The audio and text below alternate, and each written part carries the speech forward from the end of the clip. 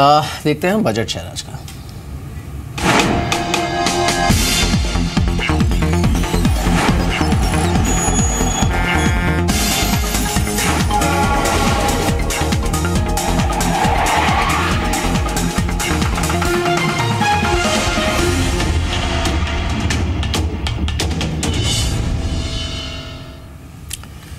अंचल है हमारे साथ। अंचल बताइए।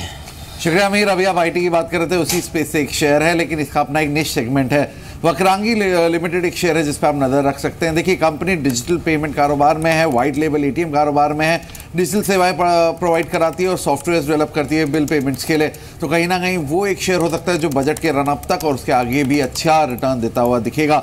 पहले बात कर लेते हैं बजट से क्या उम्मीद है। देखिए, डिजिटल इंडिया के तहत जिस तरह सरकार का फोकस है, खर्च बढ़ने की उम्मीद की जा रही है इस बारी बजट में, और उसका सीधा फायदा कहीं ना कहीं वक्रांगी को आता हुआ दिखेगा। वक्रांगी और सिमिलर स्टॉक्स कहीं ना कहीं फोकस में रहेंगे बजट के दौरान। साथ ही ये भी माना जा रहा है कि ऑनलाइन बिल भुगतान को लेकर भी सरकार कुछ इंसेंटिवाइज कर सकती है।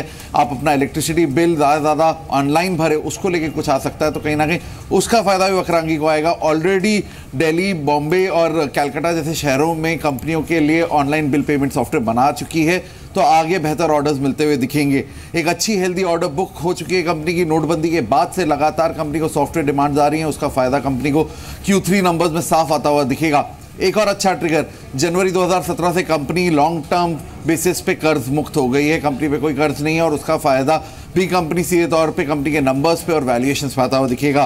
अब बात करते हैं कंपनी की FY 17 की वैल्यूएशंस की। अनुमानित EPS करीब ₹10.70, वहीं पी मल्टीपल 26.4। इंडस्ट्री अभी 32-30 से 32 के मल्टीपल में ट्रेड कर रही है, तो अभी भी अपसाइड बाकी है वक्रांगी में, और यही कारण है कि कैनरा बैंक सिक्योरिटीज मानते हैं एक अच्छा बेट हो सकता है। यहां से और तेजी बनती हुई दिखेगी।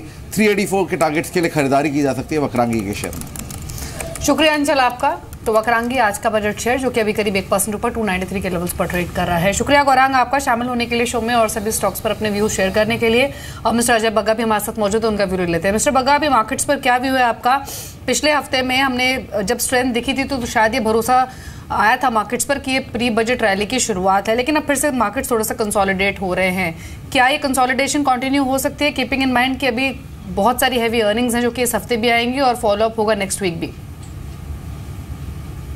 जी बिल्कुल। आई थिंक मार्केट के ऊपर 3 सवाल हैं कि एक तो डोनाल्ड ट्रंप का US प्रेसिडेंशियल इनॉग्रेशन है इस हफ्ते में, तो क्या कहते हैं, उनकी जो प्रेस मीटिंग थी वो तो बहुत ही मायूसी जनक थी कि कुछ उन्होंने ज़्यादा बोला नहीं रिफॉर्म्स के बारे में। मीडिया के पीछे पड़े रहे और अपने प्रतिद्वंद्वियों के पीछे पड़े रहे, इंटेलिजेंस कम्युनिटी के पीछे पड़े रहे। तो एक तो वो है।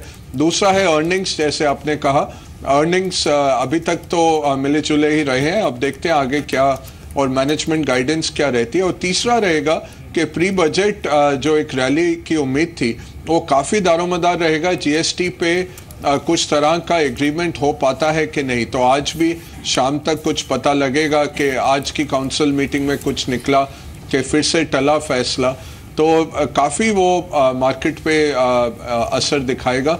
एक चिंताजनक विश्लेषण जो है कि फ्राइडे को DIIs ने भी खरीदारी बिकवाली की, तो लगभग 400 करोड़ का नेगेटिव नंबर था। 400 करोड़ बेचा DIIs ने, जो खरीद के मार्केट को संभाले हुए थे। तो अगर वो एक ट्रेंड बनता है, FIs तो बेच ही रहे हैं, अगर DIIs का भी थोड़ा सा बिकवाली होती है तो मार्केट वीक हो सकता है। यही एक चिंता का एक सब्जेक्ट है। अजय, ये जो long term capital gains tax, इसकी विंडो चेंज होना इक्विटी के लिए, और साथ ही ओवरऑल जो टैक्स स्ट्रक्चर है उसे लेकर थोड़ी बहुत जो कंसर्न्स हैं मार्केट में, इसका वेट अब मार्केट पर क्रिएट होता देख रहे हैं बिफोर द बजट? देखिए मेरे मार्केट ने काफ़ी बड़े बड़े टैक्स चेंजेस को अपने बलबूते पे लिया है। जैसे कि मॉरिशस, साइप्रस, सिंगापुर, तीनों ट्रीटीज बदल गई। गार्ड तो आना लगभग निश्चित है कि जनरल एंटी अवॉइडेंस रेगुलेशंस आ जाएंगे अप्रैल तक। तो इस सब के चलते ज़्यादा मुझे नहीं लगता कि कैपिटल गेन्स में अब दम रह गया है कि अगर कोई बोनस स्ट्रिपिंग, डिविडेंड स्ट्रिपिंग करके टैक्स बचाएंगे तो ऑलवेज असेसमेंट ऑफिसर गार के अंडर उनको कर सकते हैं। उल्टा मुझे लगता है कि इस हफ्ते अगर ये ट्रिपल टैक्सेशन एफपीआईज का जो निकला था सीबीटीडी के सर्कुलर के पीछे, जो सर्कुलर लाया गया था वोडाफोन जैसे केसेस के लिए, बट वो एफपीआई पे लागू कर दिया ऑफिसर्स ने, उसका अगर क्लैरिफिकेशन आ जाता है तो वो पॉजिटिव रहेगा। कैपिटल गेन्स अगर आप देखें, एसटीटी जो है 7 से 8 हज़ार करोड़ ही है, और अभी जो कैश डेली ट्रेडिंग है उसमें कितना एक साल की अवधि के लिए होल्ड किया जा रहा है, उसको अगर आप करें तो वो 8 से 10 हज़ार करोड़ जनरेट करने के लिए इतना ट्रेडिंग नहीं है इस मार्केट में। तो अगर सरकार थोड़ा सा भी एक एनालिसिस करेगी तो उनको रियलाइज होगा कि ये जो 50-60 हज़ार करोड़ का जो ये आता है आंकड़ा, वो होता है पेनी स्टॉक में ऑपरेटर्स जो आपस में मिलके करते हैं, या फिर वो रहता है बोनस और डिविडेंड स्ट्रिपिंग का, वो आम मार्केट के टर्नओवर से नहीं आता है। तो या तो वो लूप होल्स को प्लग इन करें, नहीं तो अगर long term capital gains tax लाएंगे तो ये एसटीटी भी हाथ से जाएगा, जो एक अच्छा टैक्स है, सीधा हाथ से स्टॉक एक्सचेंज कर लेता है या म्यूचुअल फंड उसको कलेक्ट करके कर देते हैं। एडमिनिस्ट्रेटिव कॉस्ट उसकी कुछ नहीं है, कंट्रोवर्सी कुछ नहीं है। उसके अगेंस्ट आप लॉन्ग टर्म कैपिटल गेन्स लाएंगे, जैसे कि डिविडेंड डिस्ट्रीब्यूशन टैक्स बढ़ाया गया और कंपनियां शेयर बायबैक की तरफ ज़्यादा रुख करने लगी डिविडेंड देने के बजाय, तो यही हो जाएगा और ज़्यादा कुछ हाथ में सरकार के नहीं आएगा। बट आपके सवाल का संक्षेप में आंसर, हाँ ज़रूर असर पड़ेगा। अगर फिर से long term capital gains tax लाया जाएगा, शॉर्ट टर्म में असर पड़ेगा। जी, सुदीप बंदोपाध्याय भी हमारे साथ मौजूद हैं। Sudeep, good morning.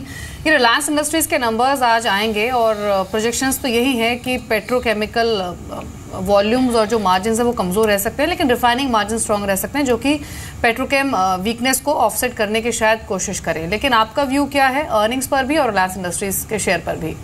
जी बिल्कुल, आप ठीक कह रहे हैं। एक्सपेक्टेशन है कि पेटकेम थोड़ा दबाव में रहेगा, क्योंकि ऑब्वियसली डिमोनेटाइजेशन का एक असर जो प्लास्टिक प्रोडक्ट पे आया है, उसका असर पेटकेम डिवीजन के रेवेन्यू और प्रॉफिटेबिलिटी पे आ रहा है।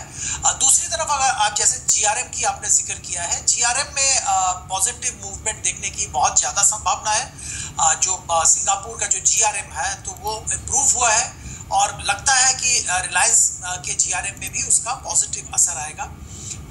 एक यहाँ पे बहुत इंटरेस्टिंग बात यह है कि अगर आप पिछले क्वार्टर और इस क्वार्टर की क्लोजिंग प्राइस को देखें पेट्रोलियम प्रोडक्ट्स की, तो उससे लगता है कि इन्वेंट्री गेन का भी बहुत अच्छा संभावना है और वो भी जीआरएम के अंदर डिपिक्ट होने की संभावना रहेगी। तो लगता है कि ओवरऑल रिलायंस का क्वार्टर प्रॉफिटेबिलिटी के तरफ से अगर देखें तो क्वार्टर ऑन क्वार्टर अच्छा खासा ग्रोथ देखने को मिलेगा और ईयर ऑन ईयर तो ग्रोथ मिलेगा ही।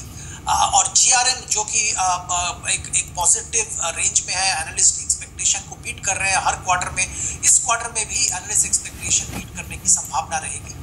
ओवरऑल अगर रिलायंस की बात करें तो आई थिंक लास्ट 3 महीने से Reliance has been outperforming the market, but having said that I think आने वाले दिनों में इसका मूवमेंट बहुत ज़्यादा डिपेंड करेगा रिलायंस जियो की प्रोग्रेस के ऊपर, क्योंकि रिलायंस जियो एक तो फाइनेंशियल इन्वॉल्वमेंट बहुत बड़ा है रिलायंस इंडस्ट्रीज का इसमें, और दूसरी बात यह है कि ये बहुत पब्लिक है और इसमें जो सारे अनाउंसमेंट्स आ रहे हैं उस पर बहुत ज़्यादा ध्यान रहेगा मार्केट का।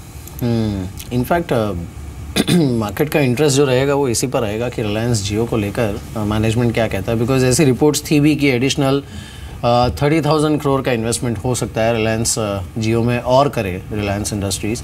तो आई थिंक वो एक आंकड़ा होगा जिस पर नज़र रहेगी मार्केट की, और साथ ही इनकी जो फ्री स्कीम है वो क्या एक्सटेंड होने के कोई संकेत है नहीं। हालांकि ऑब्वियसली उसमें लीगल हर्डल्स भी हैं, लेकिन इन सब पर नज़र रहेगी मार्केट की, apart from the refining business in petchem, क्योंकि उसके आंकड़े कुछ हद तक प्रेडिक्टेबल हैं और मार्केट ने फैक्टर इन किए हुए हैं।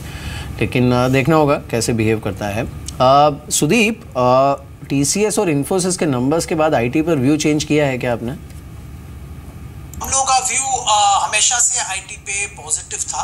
हम लोग जब मार्केट में इन्फोसिस और टीसीएस का पिटाई हो रहा था तब भी हम लोग इन्वेस्टर्स को रेकमेंड कर रहे थे कि लॉन्ग टर्म के लिए आपके पोर्टफोलियो में इन्फोसिस टीसीएस दोनों होने चाहिए। इसके अलावा कुछ मिड कैप आईटी में भी हमारा ध्यान है।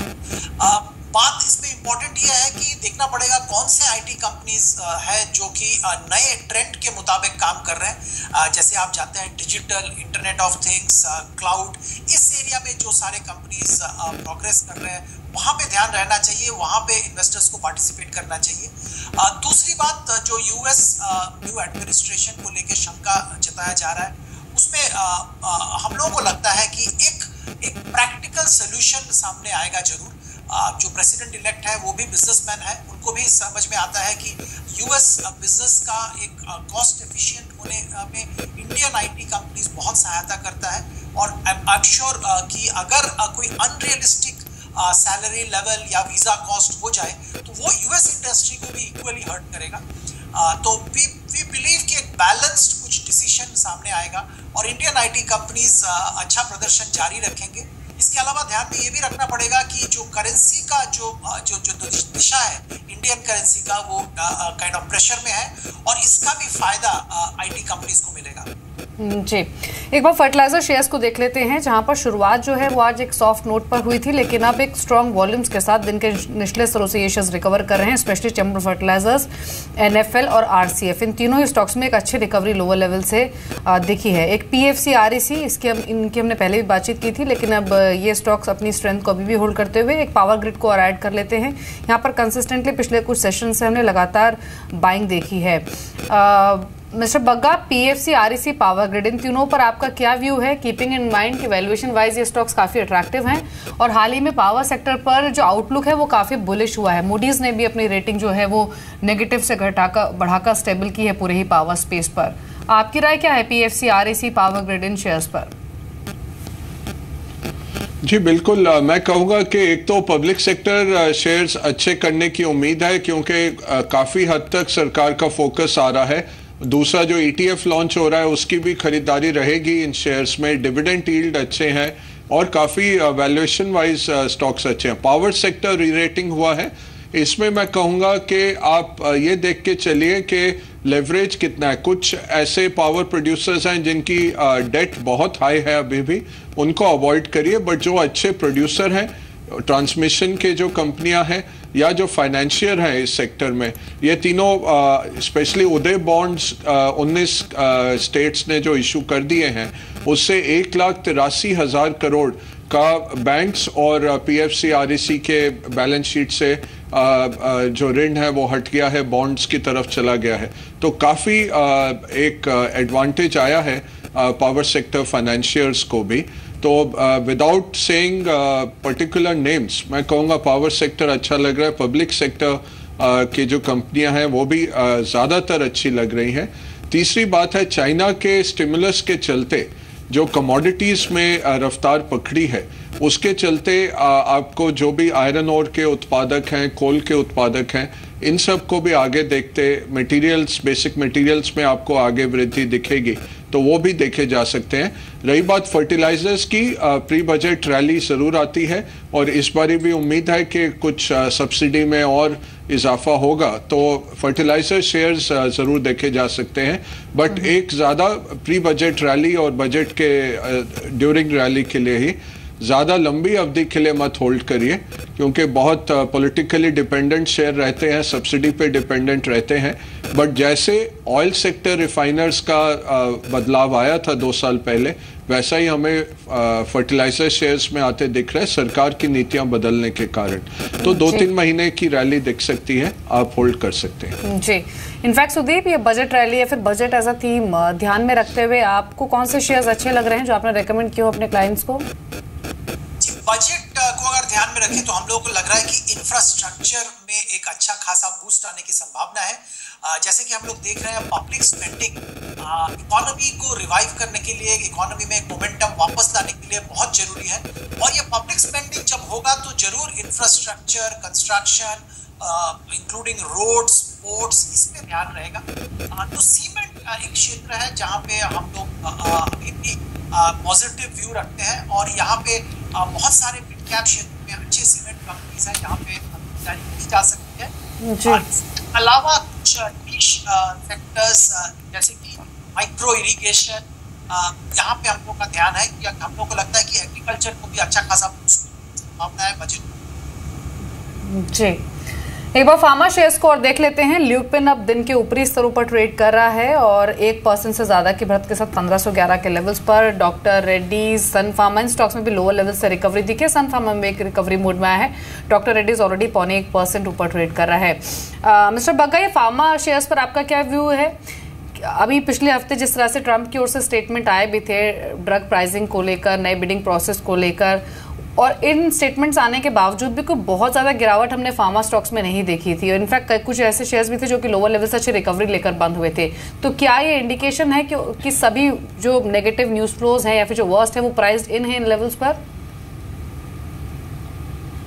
जी, काफी हद तक प्राइस्ड इन है। और देखिए, ट्रंप का जो बिडिंग का बात है वो ज्यादा हर्ट करेगा यूएस मैन्युफैक्चरर्स को, क्योंकि कई जगह पे उनके मोनोपोली बनाए हुए हैं। उन्होंने लॉबिंग कर करके अपने प्रोडक्ट बहुत हाई लेवल्स पे वो बेच रहे हैं। हमारे तो जेनरिक प्रोड्यूसर हैं जो कि उस तरह की मोनोपोली को ब्रेक करते हैं। तो हमें नहीं लगता कि जो ट्रंप के ने पॉलिसीज भी बोली हैं उससे हमारे जो प्रोड्यूसर्स हैं उनको इतनी हानि होगी।